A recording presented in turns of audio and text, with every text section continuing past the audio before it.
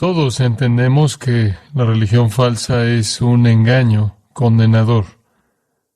Sabemos eso.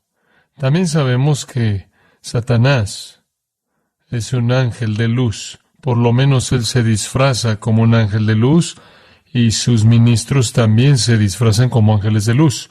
Y eso quiere decir que él opera en la esfera de la religión. Esa es la razón por la que la religión falsa es llamada doctrinas de demonios en la Escritura. Y la Biblia de manera repetida advierte acerca de doctrinas de demonios, repetidamente advierte de la religión falsa, advierte de su presencia, está por todos lados en todo momento, advierte acerca de sus promotores o sus profetas, aquellos que la propagan, y de manera específica la Biblia advierte acerca de su peligro. Nada en últimas es más peligroso que la religión falsa. Y el mundo, claro, es atraído fácilmente por la religión falsa. El mundo bebe de manera pronta su veneno fatal. Y usted podrá preguntar, ¿por qué la religión falsa es tan atractiva para el mundo? ¿Por qué razón es que la gente tiene tan poca resistencia a la religión falsa?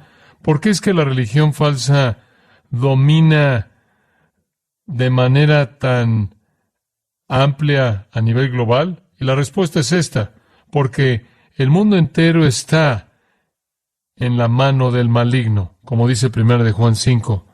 El mundo entero pertenece al reino de las tinieblas. Jesús dijo esto en Juan 8.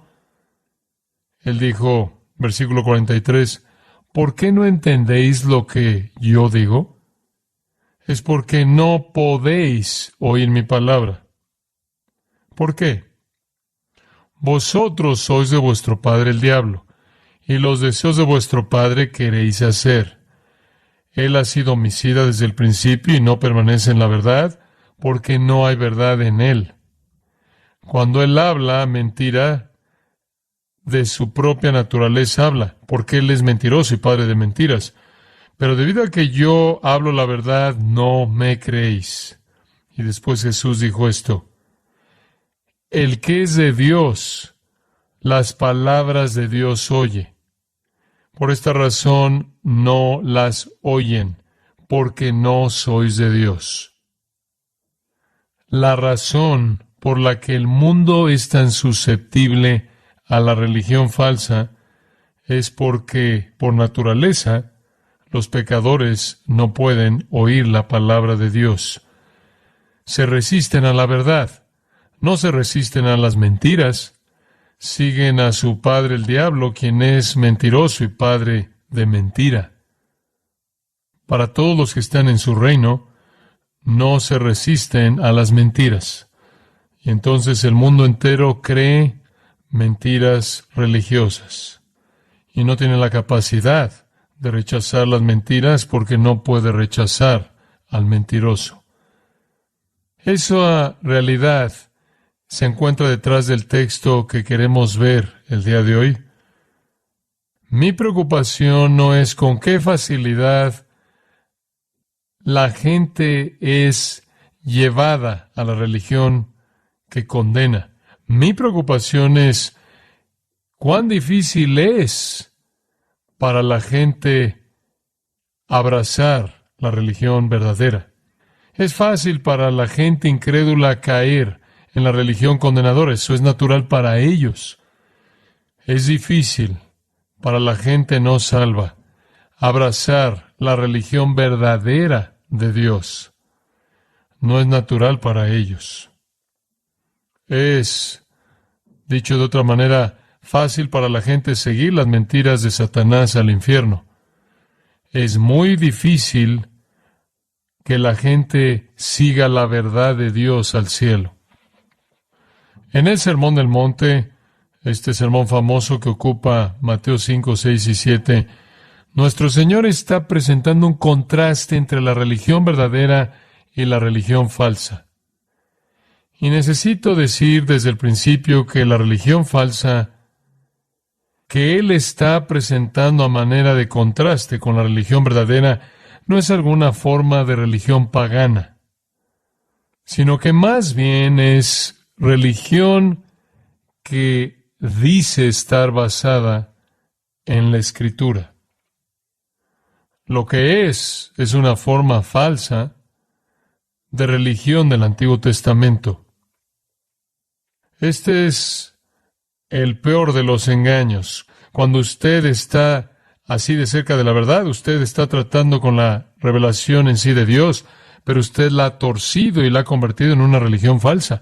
Las religiones falsas no siempre son etiquetadas. La religión falsa puede ser etiquetada judaísmo. La religión falsa puede ser etiquetada cristianismo. La religión falsa incluso puede ser etiquetada evangélicos. La religión falsa incluso puede hablar de Cristo y del Evangelio.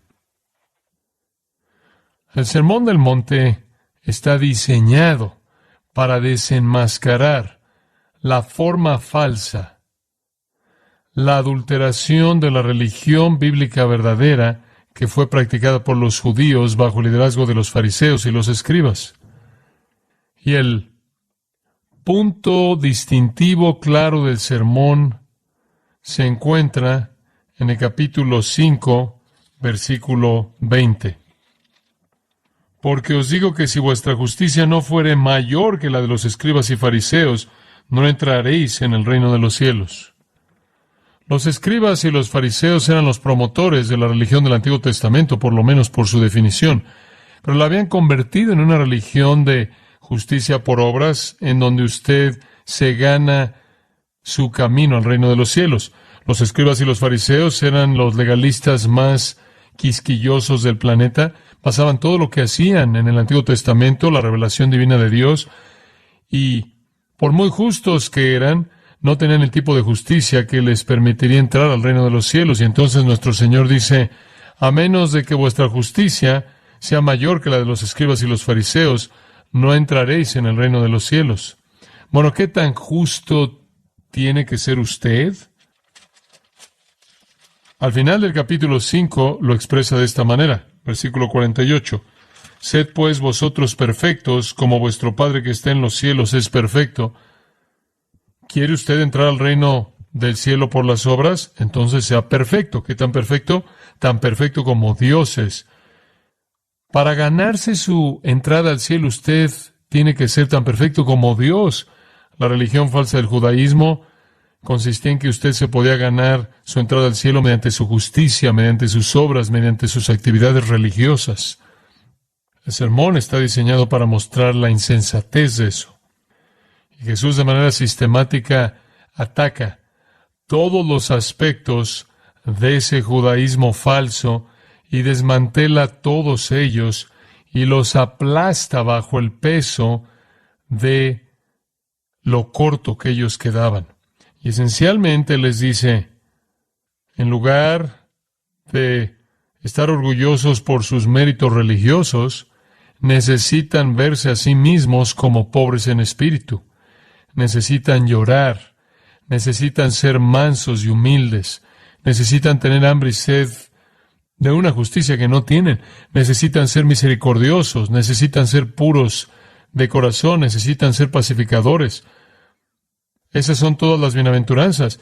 En lugar de ser orgullosos y pensar que han alcanzado el estándar que Dios demanda para entrar en su reino, necesitan estar quebrantados y aplastados bajo la realidad de que no entrarán en su reino mediante sus obras a menos de que sean tan perfectos como Dios es, y eso no es verdad de nadie.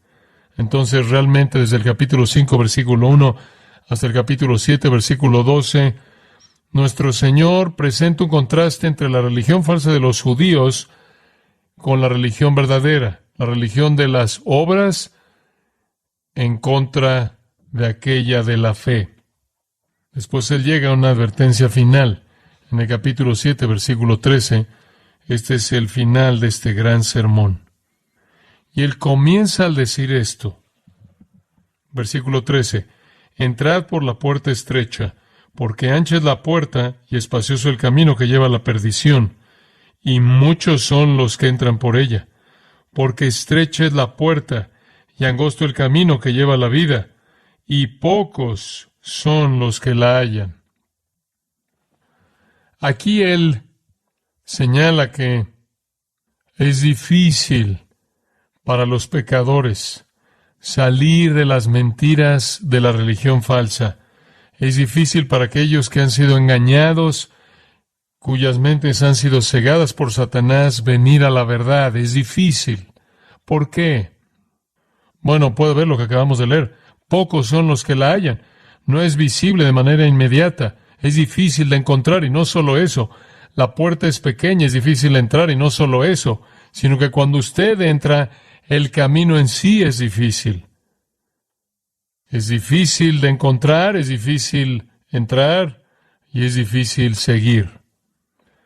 Entonces, pocos son los que la encuentran, pocos entran, pocos caminan por ese camino angosto.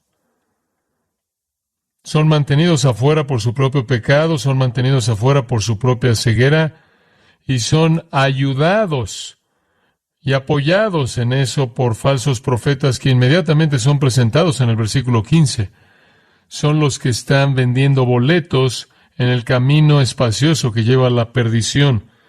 Falsos profetas que vienen a vosotros con vestidos de ovejas, vienen a ustedes vestidos en lana como profeta, se presentan a sí mismos como profetas verdaderos, pero por dentro son lobos rapaces. Véanlos de cerca, por sus frutos los conocerán. Él lo vuelve a decir en el versículo 20, por sus frutos los conoceréis, vean sus vidas. Los falsos profetas deben ser fácilmente desenmascarados. Vean la corrupción de sus vidas. Ahora únicamente quiero recordarle de nuevo que esta no es una comparación entre el judaísmo y el islam. O adelantándolo al resto del Nuevo Testamento, esto no es nosotros comparando el cristianismo con el hinduismo. Esto es ver la religión falsa comparada con la religión verdadera cuando ambas dicen ser bíblicas.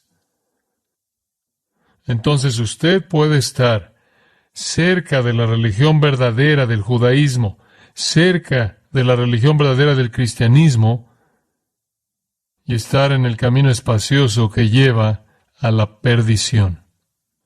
Ahora, habiendo dicho eso, llegamos al versículo 21, y es donde quiero que concentremos nuestra atención. Nuestro Señor advierte, comenzando en el versículo 21, de dos posibilidades inaceptables. Número 1, mera profesión verbal. Simplemente palabras. Versículos 21 al 23. Y en segundo lugar, versículos 24 al 27, mero conocimiento intelectual. Y él muestra que la profesión verbal, incluso con respecto a la verdad, y el conocimiento intelectual, incluso en relación con la verdad, no necesariamente salvan. De hecho, en este caso, él señala que las palabras vacías y los corazones vacíos no salvan. Los dos párrafos que llevan este gran sermón a su conclusión presentan el mismo asunto. La única diferencia es que uno trata con la profesión verbal y el otro trata con una especie de conocimiento intelectual. La profesión verbal no es suficiente para salvar y el conocimiento intelectual de la verdad no es suficiente para salvar. ¿Qué estamos diciendo aquí? No es lo que usted dice y no es lo que usted conoce lo que lo salva. El Señor está hablando de nuevo no a gente no religiosa. Está hablando a hombres y a mujeres obsesionados con la religión. No obstante, en el caso de los escribas y los fariseos, eran los otros que estaban obsesionados con la religión. Eran los obsesionados consumados. Eran religiosos, pero van camino al juicio. Creen que el Antiguo Testamento es la palabra de Dios, pero se dirigen a la condenación.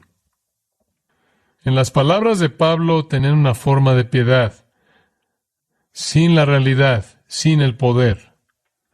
son presentados en el Nuevo Testamento no solo como engañadores, sino como autoengañados, como habiéndose engañado a sí mismos.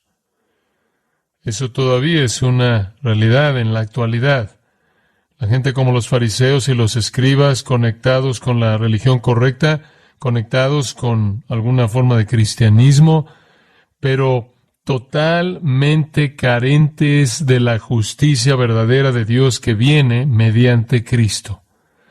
Tenemos multitudes de almas engañadas en las iglesias y en el grupo que se identifica con Jesús, que piensan que debido a que han hecho alguna profesión, alguna afirmación verbal para identificarse con el cristianismo, con Jesús, y debido a que conocen unos cuantos hechos acerca de Él, todo está bien. Nuestro Señor se dio cuenta de lo mortal que es este engaño, y esa es la razón por la que el primer sermón presentado en las páginas del Nuevo Testamento es advirtiendo cuán cerca puede estar usted a la verdad y aún así dirigirse a la destrucción eterna por el camino espacioso.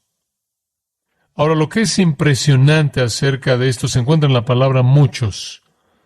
Observe el versículo 21. No todo el que me dice Señor, Señor, entrará en el reino de los cielos, sino el que hace la voluntad de mi Padre, que está en los cielos, entrará. Muchos me dirán en aquel día, Señor, Señor, ¿no profetizamos en tu nombre, y en tu nombre echamos fuera demonios, y en tu nombre hicimos muchos milagros?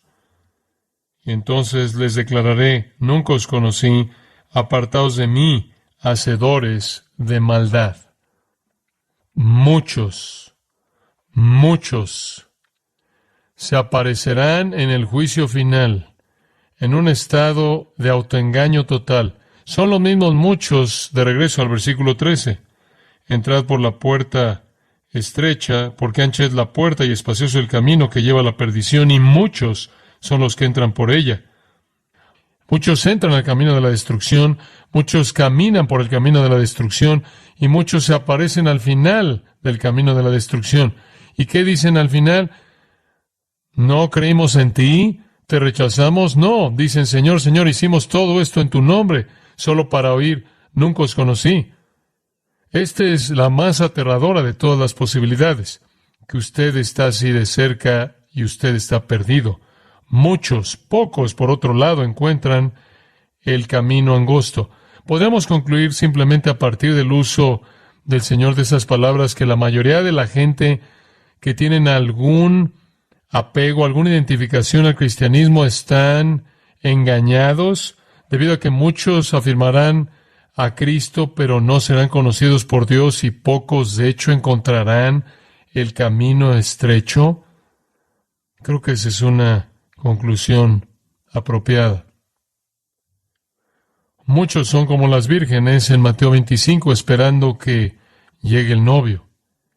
Y cuando él vino, no estaban preparadas, no tenían aceite en sus lámparas.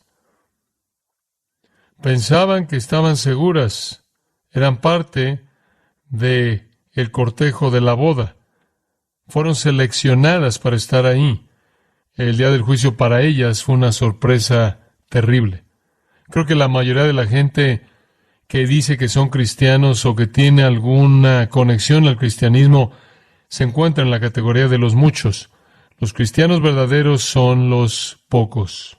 Ahora, ¿cómo es que la gente termina en este engaño? Es bueno pensar en eso porque queremos que usted lleve a cabo algo de una evaluación personal. ¿Qué es lo que lleva a la gente al engaño de pensar que son cristianos, que son salvos, que tienen una relación verdadera con Dios cuando no la tienen? Hay varias cosas. En primer lugar, un sentido falso de certeza. Y lo que quiero decir con eso es que usted basa su certeza de que usted es cristiano porque usted hizo una oración o porque usted se sintió sentimental cuando alguien le habló a usted acerca de Cristo, o usted vio una película acerca de Jesús y se sintió emocional, sentimental por la manera en la que Él fue tratado, o alguien le dijo a usted, Si tú tan solo dices estas palabras, repites esta oración, le pides a Jesús que venga a tu vida, si has hecho eso, eres un creyente, y alguien incluso le podrá decir a usted, si has repetido esa oración, eres salvo, estás adentro, no dudes eso. Entonces a usted se le ha dicho que es así de simple, y alguna persona bien intencionada certifica su oración como algo que es suficiente. Mientras que tú digas que crees en Jesús y digas que crees que Él murió y resucitó y quieres que Él sea tu Salvador, todo está bien. Jamás dudes eso, debes estar seguro de eso. Repetiste la oración, tomaste la acción, eso es lo único que es necesario. Es requerido eso, requiere que usted crea el Evangelio, requiere que usted crea en el Dios verdadero, Cristo, su muerte y resurrección. Requiere eso, pero la salvación no se basa en una fórmula, no está basada en una oración, incluso ni siquiera está basada en un credo, no está ni siquiera basado en una teología precisa. Usted puede decir todas las cosas correctas y estar perdido para siempre. Cuidado con una certeza falsa. En segundo lugar, la gente es llevada a este sentido falso de seguridad mediante una ausencia de evaluación personal. Una ausencia de evaluación personal. El Señor nos dio una ordenanza en la iglesia y esa es su mesa, la cena del Señor. Y el apóstol Pablo nos dice que cuando nos congregamos como iglesia y venimos a esa mesa, debemos examinarnos a nosotros mismos. No es tan solo un memorial, no es tan solo un recordatorio, no es tan solo recordar la muerte de Cristo, el cuerpo y la sangre de Cristo, es eso, pero también es ver hacia adentro a nuestros propios corazones y realizar una evaluación honesta de nuestra condición. No hacer eso es comer y beber de una manera indigna, y eso trae juicio divino. En 2 Corintios 13:5, Pablo dice, examinaos a vosotros mismos si estáis en la fe. 1 Corintios 11, él dice, examínese un hombre y después coma y beba. En 1 Corintios 11, él dice, que se examine a sí mismo y entonces coma y beba. No pensamos en la evaluación personal así, tendemos a estar tan orientados a la gracia, tendemos a que se nos diga que Dios nos ama tanto y el Evangelio es tan gratuito y la gracia es tan abundante que lo único que tenemos que hacer es simplemente estirar la mano y decir que queremos esto y es nuestro, y una vez que hemos hecho eso, tenemos el sentido falso de certeza. ¿Por qué nos vamos a volver introspectivos? ¿Por qué debemos realizar una evaluación de nuestro corazón en términos personales? Eso podría ser ofensivo para Dios, algunos dirían, porque cuestiona su gracia. Bueno, conforme usted se examina a sí mismo, usted está buscando esto. ¿Cuáles son mis deseos? ¿Qué es lo que me gusta? ¿Cuáles son mis anhelos? ¿Y cuáles son mis motivos? Si todos son piadosos, entonces esa es la obra del Espíritu Santo. Si son mundanos y pecaminosos, sin importar lo que usted diga, no importa lo que alguien piense de usted, si la evaluación personal revela un corazón que desea el pecado, que ama el mundo, que está motivado por el deseo personal y la lujuria, no importa cuál sea su apego al cristianismo, no importa qué oración haya usted repetido, usted no ha sido cambiado. Otra cosa que lleva a la gente a esto es una fijación en la actividad religiosa. Quizás usted va a la iglesia, quizás usted va a un estudio bíblico, quizás incluso usted tiene pláticas acerca de las cosas de la Escritura, quizás usted se apega a cierto estándar ético que está asociado con la religión cristiana. Eso es muy común. Eso ha sido común en la historia de nuestra propia nación. Una especie de ética cristiana, judeocristiana, que ha dominado a nuestra sociedad realmente por muchos años. Ya no es así, pero así fue en un tiempo y la gente pensaba en la moralidad en términos cristianos, y la iglesia era una prioridad mucho más elevada de lo que es ahora. Pero tener una fijación en la iglesia y la actividad religiosa es una buena manera de estar engañado. Otro es lo que llamo un enfoque de intercambio justo. La gente está engañada porque es bastante común para la gente asumir que sus buenas obras sobrepasan a sus obras malas. Entonces, básicamente, la gente piensa, bueno, no soy tan malo como algunas personas. Usted siempre puede encontrar a personas peores que usted. Si no las conoce, usted las puede encontrar en Wikipedia. Siempre va a haber gente que es peor que usted. Y la mayoría de la gente piensa, bueno, mira, compensamos nuestras obras malas con nuestras obras buenas. Y debido a que usted sabe, probablemente no estamos haciendo cosas malas con tanta frecuencia como estamos haciendo cosas buenas, vamos a estar bien porque nuestros puntos positivos compensan y son mayores que los puntos negativos. Dios nunca juzga a nadie así. Y, por cierto, solo se necesitaría un punto negativo para enviarlo usted al infierno para siempre, porque ese pecado es suficiente para condenarlo eternamente. La gente es llevada a este sentido de compensar lo bueno y lo malo en sus vidas. Otra cosa que creo que lleva a la gente este engaño es pensar que son creyentes cuando no lo son. Y es la indiferencia a la Escritura. La indiferencia a la Escritura. Realmente no les importa leer la Escritura. No están interesados en particular en oír la Escritura. No están interesados en particular en aprender la palabra de Dios. No tienen un apetito por la verdad divina. Podrían tener una Biblia, pero realmente no la leen. No necesitan leerla. No se ven atraídos a ella. No es su pan, no es el alimento de su alma. Y debido a que hay indiferencia a la Escritura, hay ignorancia acerca de la Escritura y hay una desobediencia como resultado de esto a la Escritura. Aquí es en donde usted tiene a personas que dicen que son cristianos, pero están afirmando a los homosexuales, o afirman a los del grupo LGBTQ, o no les gustan las iglesias que adoptan una postura contra eso, o están a favor del aborto, lo que sea, quizás están a favor del sexo antes del matrimonio, la fornicación en alguna forma, siempre y cuando usted se ame el uno al otro, pero se llaman a sí mismos cristianos porque tienen algún apego sentimental a uno que piensan que es Jesús, pero son indiferentes a la Escritura y en los niveles que en cierta manera establecido realmente no tienen un interés en ella, no tienen un hambre por ella, no es el alimento de su alma, no se deleitan en sus verdades, no tienen un deseo por escarbar en sus verdades de tal manera que sus vidas puedan ser enriquecidas profundamente. No saben lo que dice, realmente no les importa lo que dice. De hecho, se ofenden por algunas de las cosas que están en la Biblia que ellos escogen rechazar. Si así se siente usted, usted se puede llamar a sí mismo un cristiano, pero usted se está engañando a sí mismo. Si usted ignora la Escritura, o si usted rechaza partes de la Escritura, o si usted discute con la Escritura o la tuerce o la manipula, bien podría ser que usted no es cristiano en absoluto. El resumen de esto es esto.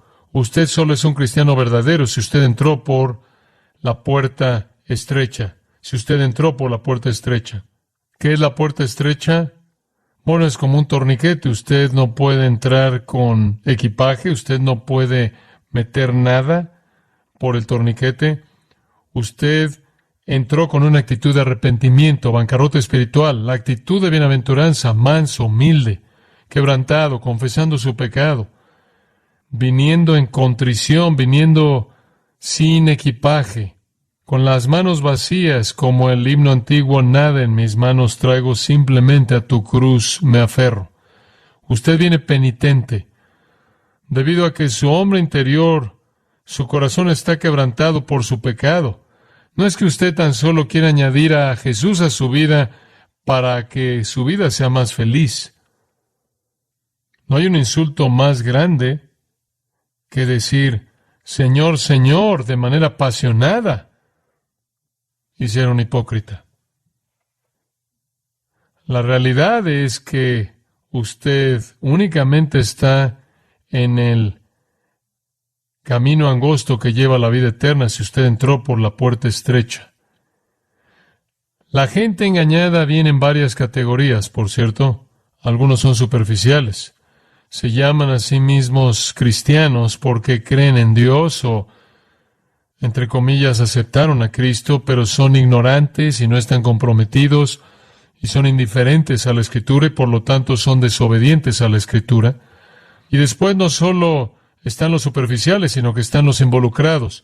Están por toda la iglesia. Jesús los llamó cizaña y son difíciles de distinguir de los creyentes verdaderos porque conocen las palabras y hablan las palabras y conocen del Evangelio y conocen de la Biblia, pero no hay humildad, no hay quebrantamiento, no hay piedad práctica, no hay patrón de obediencia.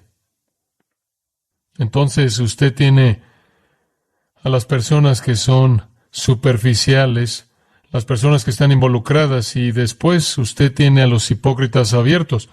Ellos saben que no son creyentes, pero lo esconden por la razón que sea. Para ganar amigos, para mantener su matrimonio unido, para mantener la paz en el hogar, por algún beneficio personal, no están engañados. Todos estos tipos de personas están cerca de la verdad. Entonces, ¿cómo pueden saber los engañados que están engañados? ¿Cómo podemos identificar ese tipo de persona y ayudarle? Puedo sugerir unas cuantas cosas. Busca personas que buscan sentimientos y bendiciones y experiencias y sanidades. Personas que están más interesadas en los resultados de la fe que en el autor y consumador de la fe, Cristo, que están más interesadas en las dádivas que en el que da.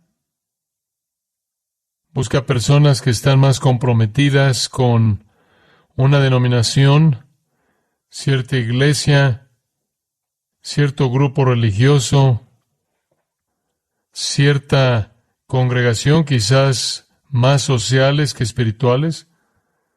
Busca personas que están involucradas en la teología, únicamente una especie de nivel académico. Los seminarios están llenos de este tipo de cristianos falsos, que ven la teología como algún tipo de interés académico, pero no tienen una relación real con el Señor. ¿Cómo puede usted identificar a aquellos a quienes necesita ayudar?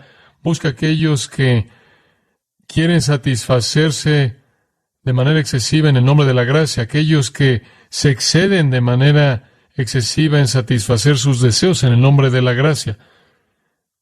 Y también aquellos que carecen de penitencia, carecen de ese quebrantamiento, de esa humildad. Y después busca aquellos que ven la función de Dios como alguien que debe darles lo que ellos quieran.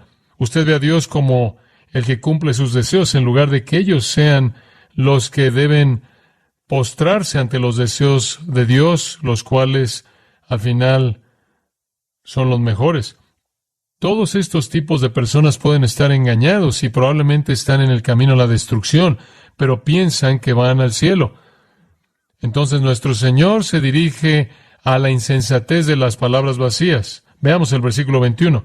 No todo el que me dice Señor, Señor entrará en el reino de los cielos, sino el que hace la voluntad de mi Padre que está en los cielos. Muchos me dirán en aquel día, Señor, Señor, ¿no profetizamos o predicamos en tu nombre, y en tu nombre echamos fuera demonios, y en tu nombre hicimos muchos milagros? Y entonces les declararé, nunca os conocí, apartaos de mí, hacedores de maldad. Aquí está la insensatez de las palabras vacías. Estos son los que dicen, pero no los que hacen. Sus afirmaciones son engañosas. Dicen las cosas correctas, no viven las cosas correctas. Jesús es explícito incluso acerca de las afirmaciones. Me dice, versículo 21. Él lo vuelve a decir en el versículo 22. Muchos me dirán en aquel día. Todos sus esfuerzos religiosos están dirigidos a Él. Pero su destino final no estará basado en lo que ellos dicen. Lo que ellos dicen ahora o lo que ellos dicen en aquel día, versículo 22. Su destino final no estará basado en lo que ellos dicen. Por bueno que se oiga, y obsérvelo, Señor, curios. La primera vez es respetuoso, maestro, amo. Podríamos decir que la segunda vez, Señor, es ahora ortodoxo, fundamental, un título divino. Y decirlo 2 veces, Señor, Señor, es apasionado y celoso y refleja algún sentido de devoción, incluso algo de pasión. Y 3 veces en el versículo 22 dicen, en tu nombre, en tu nombre, en tu nombre. La actividad entera de estas personas ha estado dirigida al Señor Jesucristo. En tu nombre. Se oye tan bien. En el nombre de Cristo vinieron, profesando a Jesús como Señor, con cortesía, con ortodoxia, con pasión en devoción privada y ministerio público. Se oía tan bien. Pero, versículo 23, hicieron una confesión. Permítanme hacer una homologueo, confesión. Permítanme hacer una confesión tomada del Salmo 6:8. Mi confesión es esta: nunca os conocí. Apartaos de mí, hacedores de maldad. Literalmente ustedes, los que siempre están haciendo maldad. El anticristo es el hombre de maldad. Hay más conectados con el anticristo que con el Cristo verdadero. La profesión no tiene valor. Esto es un tipo de profanación. Tomar el nombre del Señor en vano, Señor, Señor, es peor que el que maldice en la calle. La blasfemia del santuario es más terrible que la blasfemia del callejón. Es un beso de Judas decir Señor, Señor. Y después vivir en maldad. Muchos llamarán a Jesús Señor, Señor, y nunca se someterán a su señorío. Nunca. Como el versículo 21 lo dice, hace la voluntad de mi Padre que está en los cielos. La gente en el reino hace su voluntad. Efesios capítulo 2 dice que por gracia sois salvos por medio de la fe para buenas obras, las cuales Dios ha ordenado de antemano para que andemos en ellas. Escuche Santiago capítulo 1, versículo 22. Pero sed hacedores de la palabra y no meramente oidores que se engañan a sí mismos. Autoengañados. Oidores dicen, no hacedores. La única manera posible de manifestar el cristianismo verdadero es practicar la ley de Dios. Buenas obras. Santiago lo dice de esta manera en el capítulo 12, versículo 14, la fe sin obras es muerta. Toda la actividad religiosa, sin importar cuán apasionada, sin importar cuán ortodoxa, que no resulte de la obediencia al señorío de Cristo, es maldad. Él dice, su predicación, su echar fuera demonios, sus supuestos milagros, todo es maldad. Lo hicieron en mi nombre, es maldad. Ni por un solo momento. El griego lo diría, ni por un solo momento los he reconocido como míos, ni los conozco de manera íntima. Ustedes están apartados para siempre de mi presencia. Ustedes que hacen maldad, no me importa lo que digan, es lo que hacen. Profetizamos, puede ser predicar, echar fuera demonios, algunas actividades de exorcismo, obras poderosas, es de hecho La palabra final, obras poderosas, se traduce en milagros, pero obras poderosas se podrá referir a cualquier tipo de obra poderosa espiritual. Afirman haber hecho todas esas cosas. ¿Fueron legítimas? ¿Acaso su predicación fue real? ¿Acaso su esfuerzo por echar fuera demonios fue la obra real de Dios? ¿O fueron como los hijos de Seba? ¿Acaso las obras poderosas que hicieron fueron obras de Dios? Claro que no, porque fueron maldad. Simplemente porque alguien habla bien de Jesús, puede recitar un credo ortodoxo, parece ser apasionado y abierto y profesar o incluso predicar a Cristo, y dice haber hecho obras en el nombre de Cristo, no es prueba de que pertenece a Cristo. No es prueba de que no están bajo el juicio de Cristo. Aquel a quien profesan, en tu nombre, en tu nombre, en tu nombre. Y él dice, no los conozco. Pueden pensar que están familiarizados conmigo, no los conozco. Jeff O'Hare escribió, ¿por qué me llamas Señor y no haces las cosas que digo? Me llamas el camino y no caminas por mí, me llamas la vida y no me vives, me llamas el maestro y no me obedeces, si te condeno no me culpes, me llamas el pan y no me comes, me llamas la verdad y no me crees, me llamas Señor y no me sirves, si te condeno no me culpes. Estamos hablando aquí de confesión cristiana, profesión cristiana.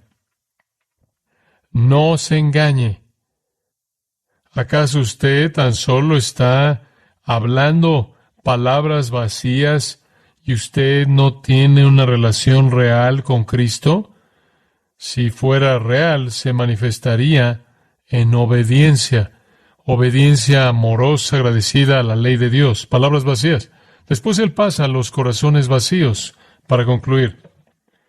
Cualquiera pues que me oye estas palabras y las hace, le compararé a un hombre prudente que edificó su casa sobre la roca. Ahí está la transición. Si oyen mis palabras y las hacen, son el hombre sabio. No es profesión, no es decir algo, es hacer lo que demuestra el poder transformador de Dios en la vida de usted. Descendió lluvia, versículo 25, y vinieron ríos, y soplaron vientos, y golpearon contra aquella casa, y no cayó, porque estaba fundada sobre la roca. Pero cualquiera que me oye estas palabras y no las hace, le compararé a un hombre insensato que edificó su casa sobre la arena. Y descendió lluvia, y vinieron ríos, y soplaron vientos, y dieron con ímpetu contra aquella casa, y cayó, y fue grande su ruina. Sea tan amable en observar. La diferencia está en si lo hace o no, si lo hace o no. Todo el que oye mis palabras, versículo 24, y las hace, versículo 26. Todo el que oye mis palabras y no las hace. Y aquí él presenta la insensatez de los corazones vacíos. Los corazones vacíos. De nuevo, esta es una conclusión tan poderosa de su sermón. Ambos oyen sus palabras. Observa el versículo 24. Cualquiera pues que me oye estas palabras y las hace. Versículo 26. Cualquiera que me oye estas palabras y no las hace. Esa es la realidad distintiva. No que usted oyó. Incluso ni siquiera que usted profesó creer. Es un contraste entre la obediencia y desobediencia. Entre oyentes obedientes y oyentes desobedientes. Ambos oyen estas palabras mías. Los cristianos profesantes y los cristianos que poseen, ambos se ven iguales. Ambos se ven iguales. Ambos están construyendo una casa espiritual aquí. Ambos esencialmente están haciendo el mismo tipo de cosas religiosas. Pertenecen a la iglesia visible, podríamos decir. Leen la Escritura, asisten a las reuniones, pueden predicar, podrían ir en contra del reino de Satanás, podrían decir que Dios está haciendo cosas poderosamente a través de ellos. Ambos están haciendo la misma profesión y la misma afirmación. Dicen que oyen la palabra de Dios. El punto no es que si la oyen, no es lo que dicen, es lo que hacen. Y por cierto, como nuestro Señor dijo, Cuando ven al trigo y la cizaña creciendo juntas, no las arranquen porque no pueden distinguirlas. Se nos recuerda eso aquí, de nuevo. Únicamente la tormenta va a revelar la condición verdadera. Las casas se ven iguales. La gente que está viendo las casas no conocería la diferencia hasta que la tormenta llegara. La tormenta manifestará la verdad. Las semejanzas son obvias. Ambos construyeron una casa, la vida de la actividad religiosa. Las construyeron con los mismos materiales, sin duda alguna, en el mismo lugar. El mismo lugar es obvio porque la tormenta que viene es para ambas. Entonces construyen con los mismos materiales, construyen el mismo tipo de casa religiosa, la construyen en el mismo lugar y de alguna manera la construyen de la misma manera porque la única distinción entre las dos casas es el cimiento. Aquí está el punto. Uno construye sobre Petra, cama de roca. Uno construye sobre Amón, arena del mar. Un hombre es un necio cuando construye sobre la arena, porque cuando viene la tormenta, la casa se colapsa. El hombre que construye sobre la roca, cuando viene la tormenta, permanece firme. Entonces, ¿qué significa construir sobre la roca? ¿Acaso Dios es la roca? ¿Acaso Cristo es la roca? Usted podría defender, como algunos lo han hecho, que la roca es Dios a partir de Deuteronomio 32, Salmo 18, Salmo 89. Algunos defenderían que la roca podría ser Cristo en varios pasajes, pero es bastante claro para cualquier lector que la roca es estas palabras mías. Estas palabras mías. Versículo 26, pero cualquiera que me oye estas palabras y no las hace, le compararé a un hombre insensato que edificó su casa sobre la arena. Está construyendo sobre la palabra, versículo 24. Cualquiera pues que me oye estas palabras y las hace, construyendo sobre la palabra. No solo de pan vivirá el hombre, sino de toda palabra que sale de la boca de Dios. Pablo le dice a los ancianos efesios en Hechos 20, les estoy dando la palabra que tiene poder para sobreedificaros, una vida de obediencia construida sobre la palabra de Dios. Esa es la prueba de la salvación real. Conocer la palabra, amar la palabra, obedecer la palabra. Este es el reconocimiento de la sumisión verdadera al señorío de Cristo. Y realmente resume el sermón entero. Nuestro Señor ha estado mostrándole a los líderes judíos y al pueblo judío que necesitan tener una actitud bíblica hacia sí mismos en la primera parte del capítulo 5, y después una actitud bíblica hacia el mundo que los rodea, y después una actitud bíblica hacia la palabra de Dios.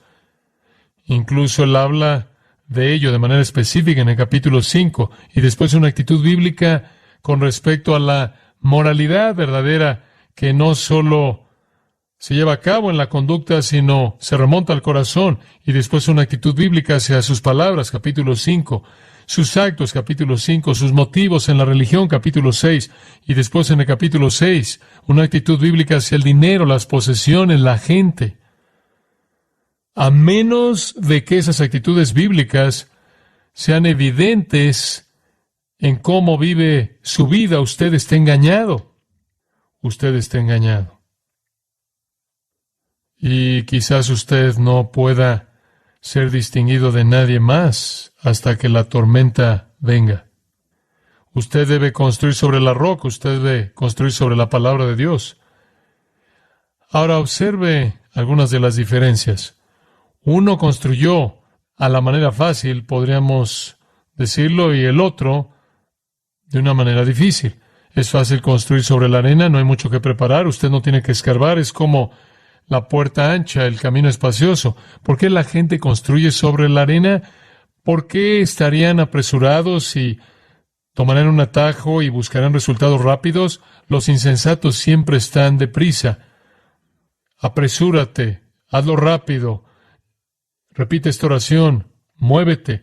No hay tiempo para la convicción del alma, no hay tiempo para el escarbar en profundidad, no hay tiempo para el arrepentimiento profundo, el escudriñar el corazón. Usted construye sobre la arena cuando usted está deprisa. Usted construye sobre la arena cuando usted es superficial. Son referencias superficiales a Cristo. Quieren un pase instantáneo para salir del infierno, una ayuda instantánea de Jesús. Quieren que Jesús arregle su vida. Si en algún punto en la historia de la iglesia se ha llevado a cabo una construcción a nivel masivo sobre la arena, lo estamos viendo en la actualidad. El cristianismo se ha vuelto tan superficial. No se lleva a cabo una labor profunda de escarbar. No se evalúa el corazón. Si nunca he llorado por mi pecaminosidad, no tengo una base sólida para regocijarme por el perdón. Pero la gente que construye sobre la roca, ¿qué hacen? No están deprisa, usted escarba en profundidad. No hay una conversión rápida, no hay una confesión ligera.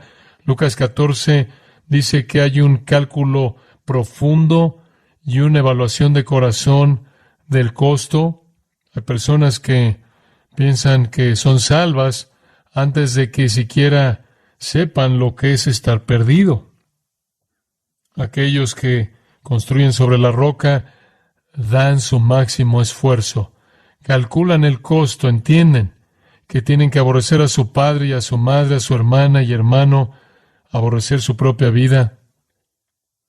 Los discípulos le dijeron a Jesús un día en Lucas 13, era tan difícil, habían tan pocas personas que venían por el camino angosto que dijeron, ¿puede alguien ser salvo? ¿Puede alguien ser salvo?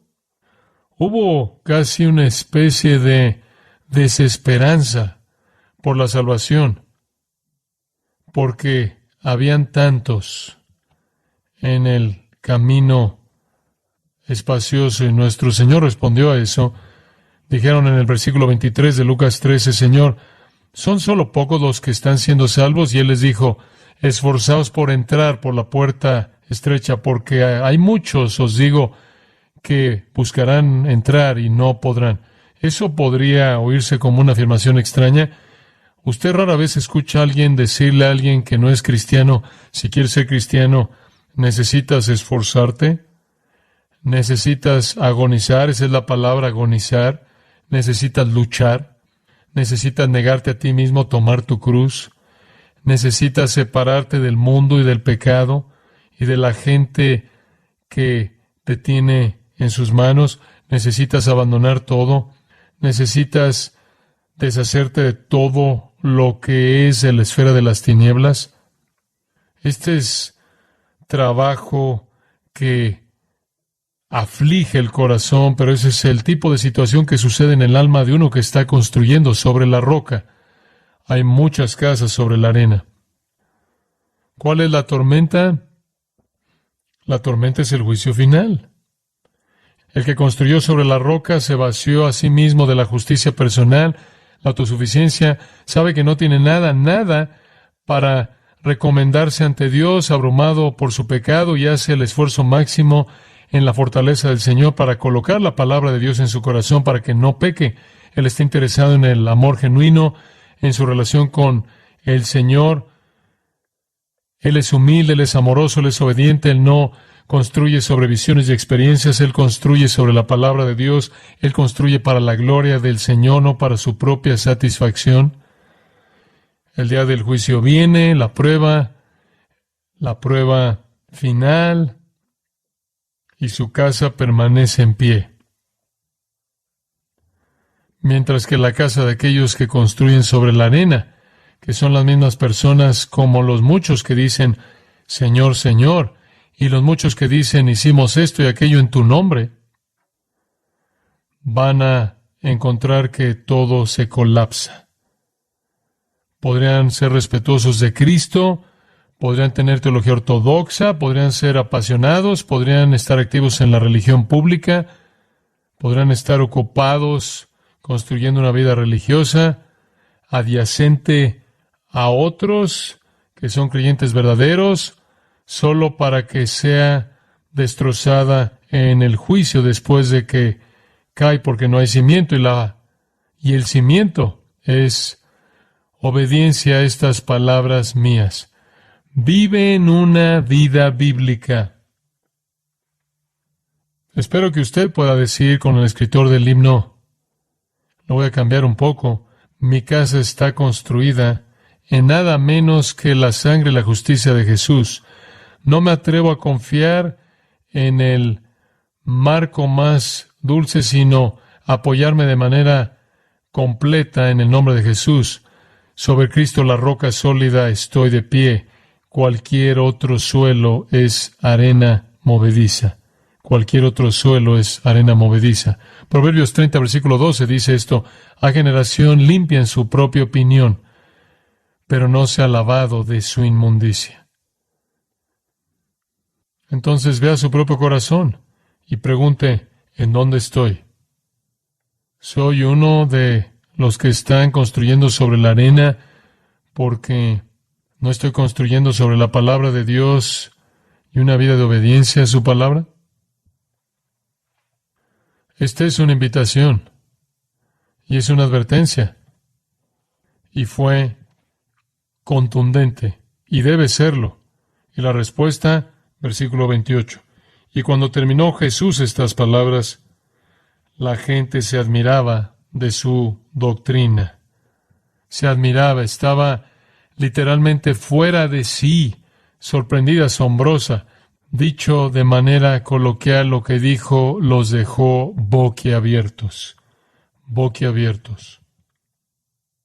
¿Por qué? Porque les enseñaba como quien tiene autoridad y no como los escribas. Él tenía autoridad porque él era Dios. Y este es su mensaje. Este fue el primer sermón registrado en el Nuevo Testamento, en el Evangelio de Mateo. Esto era lo que estaba en el corazón de Jesús. No estén cerca de la religión correcta, pero eternamente perdidos. Entren por la puerta angosta, sin nada que ofrecerle al Señor, sino su propia desesperación, para entrar al camino angosto, el cual es un camino de obediencia y el fin es vida eterna. Oremos. Padre, la palabra es viva y eficaz y más cortante que toda espada de dos filos, y penetra y corta. Gracias por decirnos la verdad. Gracias por el amor que ama lo suficiente como advertir. Y Señor, gracias por colocar en mi corazón que debiéramos ver este pasaje hoy sin conocer a toda la gente que nos ha acompañado de esta manera fuera de lo normal. Pero tú conoces los corazones, que haya evaluación personal genuina, evaluación de corazón, y que toda persona vea la verdad. Señor, eso solo puede suceder si tú iluminas sus corazones para tu gloria, por causa de tu propio nombre. Brilla la luz de la gloria del Evangelio en los corazones de aquellos que están engañados, para que se puedan volver no solo aquellos que dicen, sino aquellos que hacen. Aquellos cuyas vidas están construidas sobre la obediencia a tu palabra, motivados por amor hacia ti. Esa sería nuestra oración. Te damos toda la alabanza. Amén.